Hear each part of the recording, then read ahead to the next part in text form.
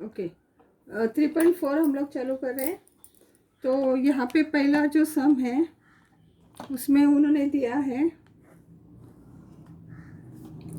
Angle bisector theorem हम लोग कर रहे हैं।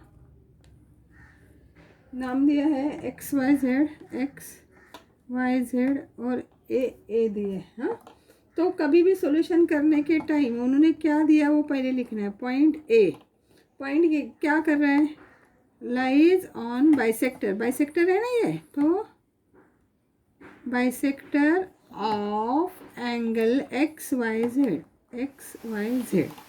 बराबर। अभी अगर वो बाइसेक्टर पे है तो हमें रीजन क्या हुआ, therefore A is equidistance from the side of angle X Y Z. ये हमारा थ्योरम ही है। हाँ, कौन सा थ्योरम है, एंगल बाइसेक्टर थ्योरम। ठीक है, एंगल बाइसेक्टर थ्योरम ही ऐसा है कि ये इक्विडिस्टेंस होगा इधर और इधर। हाँ, देयरफॉर क्या हुआ, ए एक्स और ए जेड सेम होगा, ए एक्स और ए जेड सेम होगा। और उन्होंने क्या दिया है, A X is equal to 2 centimetre, ये उन्होंने ही दिया है given. Therefore A Z is equal to 2 centimetre. ये हमारा आंसर हो गया। समझ में? सेकंड सम देखते हैं। सेकंड सम अगेन एंगल बाइसेक्टर थ्योरम है। टी एस आर और ये यहाँ पे पी। ठीक है, तो उन्होंने क्या क्या दिया वो पहले लिखना है। कभी भी सेगमेंट पीटी दिया है, सेगमेंट पीटी परपेंडिकुलर एसटी। ठीक है, segment P are perpendicular S R, ये उन्होंने ही दिया हुआ है। हाँ, तो देयरफॉर क्या हुआ, ए पी टी और पी आर सेम रहेगा। Segment P T congruent to P R. क्यों है ये, अभी अभी हम लोगों ने किया ना ये एंगल बाइसेक्टर थ्योरम। हाँ, क्या होता है, point P is equidistance from the side of angle T S R. हाँ, ये लिख सकते हैं, point P is equidistance from side of angle T S R. ठीक है, तो अभी यहाँ पे रीजन क्या है, angle bisector theorem, angle bisector theorem ये लिखा, एंगल बाइसेक्टर थ्योरम। अभी उन्होंने क्या दिया, angle R S T 56 degree दिया है, आर एस टी पूरा 50, और हमें आर एस पी ये निकालना है। अभी यह एंगल बाइसेक्टर थ्योरम है तो क्या होगा, एंगल आर एस पी कितना होगा, half of angle R S T. R S T क्या आधा होगा कि नहीं, therefore angle R S P is equal to half multiplied by 28। Therefore angle R S P is equal to 28 degree. और इसको box करना है। ठीक है, तीसरा वाला देखते हैं। तीसरा वाला सम क्या है, एक ट्रायंगल दिया है पी क्यू आर, और ये 10 है, ये 12 है और ये 8 है। तो क्या क्या दिया पहले लिखो, पी क्यू कितना है, P Q 10 centimetre, Q R 12 centimetre और पी आर 8 सेंटीमीटर, ये तीनों लिख दिया। तो अभी आपको बड़ा कौन सा दिख रहा है, Q R is bigger then P Q is bigger then P R. ये समझ में आया, 12 10 8, तो उसके नाम लिखें। अभी हम लोग ने थ्योरम क्या पढ़ा है कि ग्रेटर साइड का अपोजिट एंगल भी ग्रेटर होता है। तो अभी क्यू आर का अपोजिट एंगल क्या हुआ, एंगल पी, तो नाम क्या लिखेंगे, आर पी क्यू लिख सकते हैं या एंगल क्यू पी आर। कुछ भी एक लिख सकते हैं। तो सोचो एंगल क्यू पी आर लिखा। अभी पी क्यू की अपोजिट साइड एंगल ये है, तो पी आर क्यू लिख सकते हैं, एंगल पी आर क्यू। हाँ, अभी पी आर का अपोजिट ए, तो पी क्यू आर। समझ में आया? तो ऐसे लिखना है एंगल अपोजिट। इसका रीज़न भी लिखते हैं, चलो। Angle opposite to greater side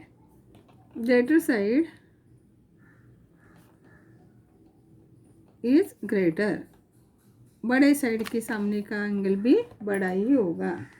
अभी इसका रीज़न हम लोग को लिखना है। Find out the greatest and smallest angle पूछा है, तो लिखना पड़ेगा लास्ट में angle Q P R is greatest angle और angle P Q R is smallest angle. ठीक है।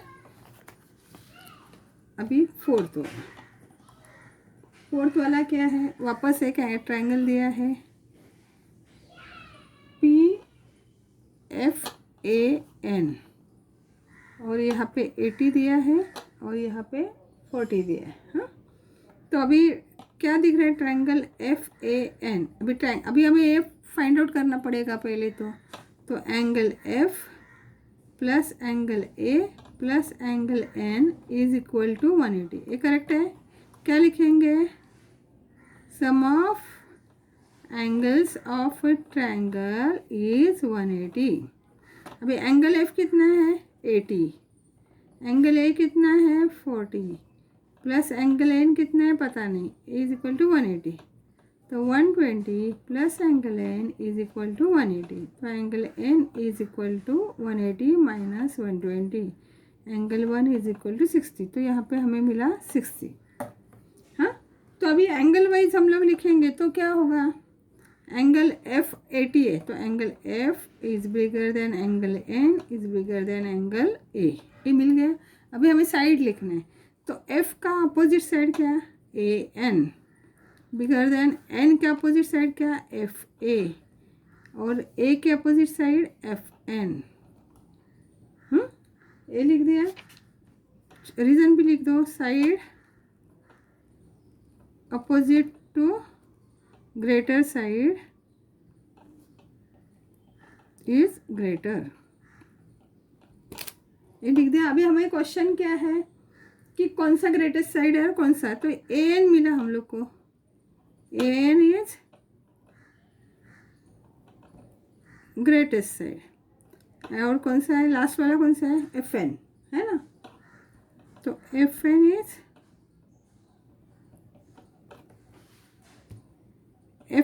Smallest side. हो गया।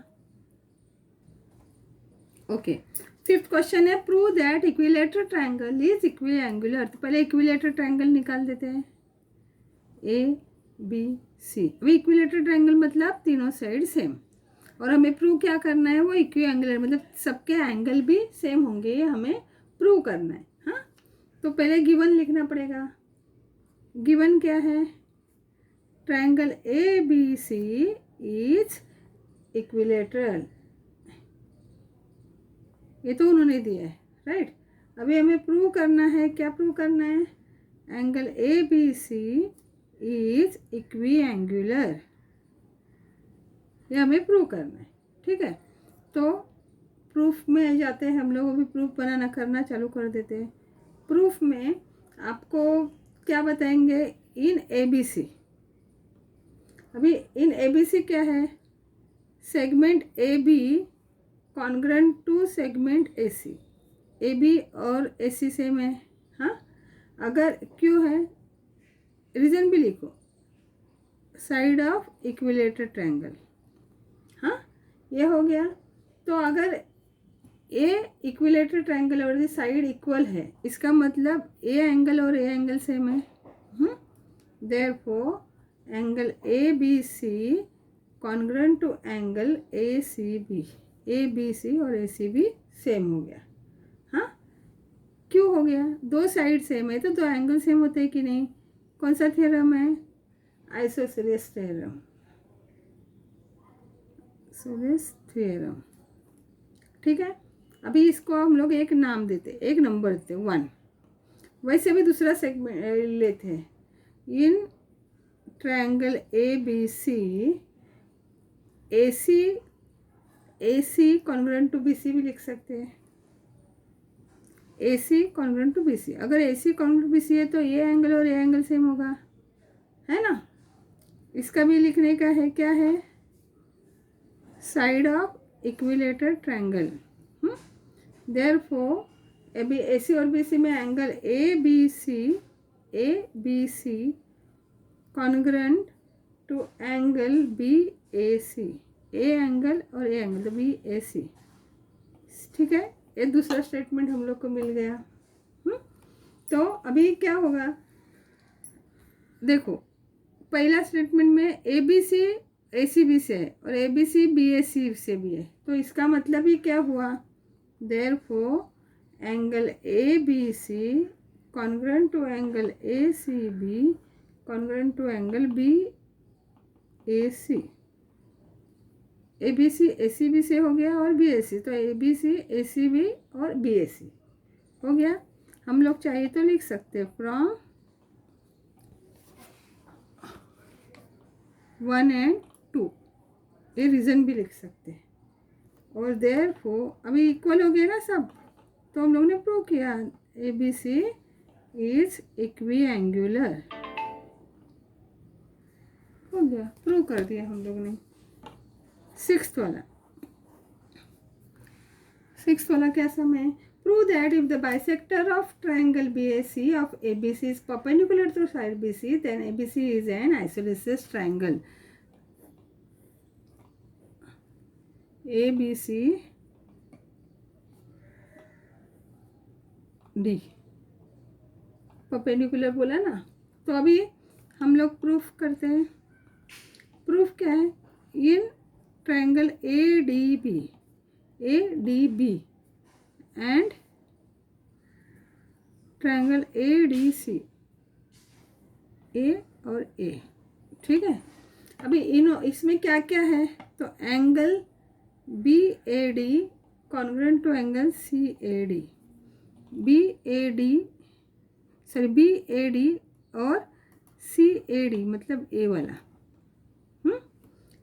क्या है? उन्होंने ही दिया हुआ है क्योंकि एंगल बाइसेक्टर बोला है। फिर segment A D congruent to segment A D, ये दोनों ट्रायंगल में ये साइड सेम है, क्या है? Common side. ठीक है, ए डी हो गया। Angle A D B A वाला और congruent to angle A D C, क्यों? ईच 90 डिग्री, दोनों 90 डिग्री है तो ये भी हो गया। Therefore triangle A B D congruent to triangle A D C, A S A angle side angle test. ठीक हो गया। तो इसका ही मतलब क्या हुआ? Segment A B congruent to segment A C, C S C T, और therefore triangle A B C is isosceles.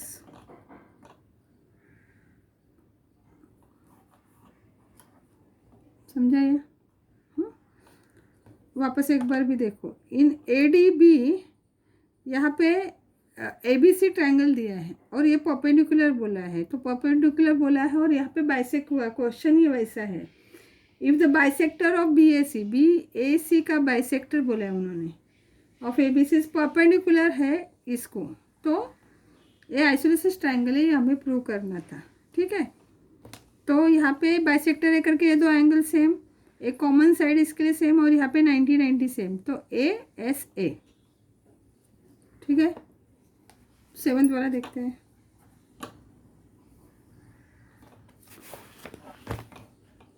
Okay, 7th वाला है इन द फिगर, यहाँ पे दिया हुआ है again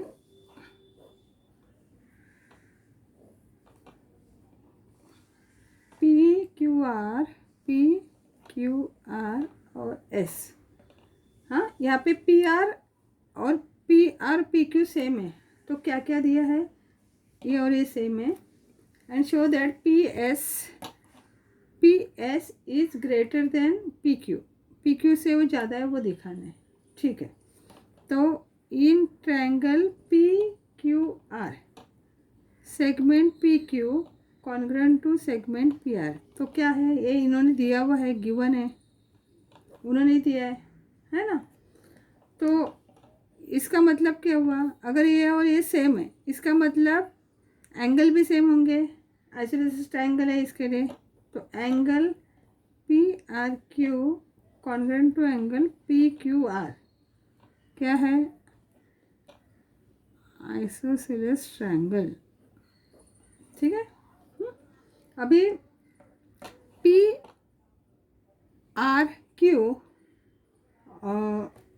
is a external angle of P R S. ये P R S triangle लेंगे, सोचो। हाँ, कौन सा triangle, P R S. In triangle P R S में P R Q in previous है angle P R Q is exterior angle. ये तो समझ में आया। हाँ, तो अगर एक्सटीरियर एंगल है तो क्या होगा, पी आर क्यू जो है वो बड़ा होगा पी एस आर से। Angle P R Q is greater than angle P S R, बराबर। क्योंकि आपने ये पहला प्रॉपर्टी पढ़ा था कि नहीं, कि एक्सटर्नल एंगल जो है वो किससे होता है, इसका और इसके टोटल के बराबर है। इसका मतलब ये बड़ा है, ये छोटा है ना। तो हम लोग यहाँ पे ऐसे बोलते हो, तो इसका ही मतलब क्या है, पी क्यू एस भी वैसा ही होगा, पी क्यू एस है ना, वो भी बड़ा होगा पी एस क्यू से। पी आर क्यू एक मिनट, पी आर क्यू बड़ा हो गया पी एस आर से, एक्सटीरियर एंगल थ्योरम से। तो therefore angle P Q R is greater than angle P S Q. P Q are भी greater है पी एस क्यू से। क्यों, क्योंकि अभी हम लोग ने बोला ये एंगल और ये एंगल सेम है, अभी बोला कि नहीं। अगर ये एंगल और सेम है, और अभी हम लोग ने एक्सटीरियर एंगल थ्योरम से बोला ये एंगल से बड़ा है, इसका मतलब ये एंगल भी ये एंगल से बड़ा है। हाँ, समझ में आ रहा है। तो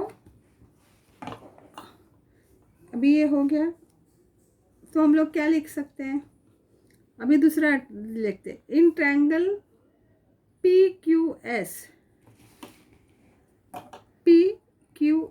अभी ये ट्रायंगल में, इन triangle P Q S angle P Q S is greater than angle P S Q. ये अभी हम लोग ने बोला, therefore segment P S is greater than segment P Q. Reason भी लिखते हैं।